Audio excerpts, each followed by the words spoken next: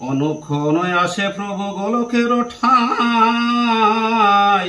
ক্রমে প্রেমে ভাবাবিষ্ট বদন গোসাই। গোলকের খুল্লা তার গোসাই বদন, সেই জন বদন হরে কৃষ্ণের নন্দন। হইল অসাধ্য বেদী উদার বেদনা, অনাহার বেদনায় বিষম যাতনা। আয়ুর্বেদ নিদানে মথের চিকিৎসক, খণ্ড জ্ঞানী মুষ্টি জ্ঞানী সমুদ্র পারক। অনেক দেখিল রোগ আরোগ্য না হয়, অবশেষে দেখিলেন এক মশাই।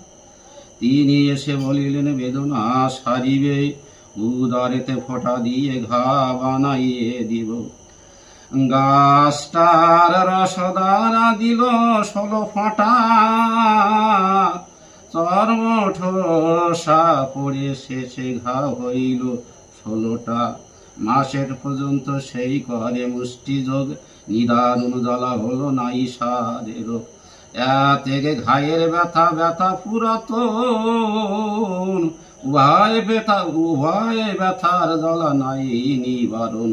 ক্রমে বিদ্যুবিধানাতে অস্থির চর্মসার, পদ্য কিংবা করল মৃত্যু এইরূপ আকার। কেউ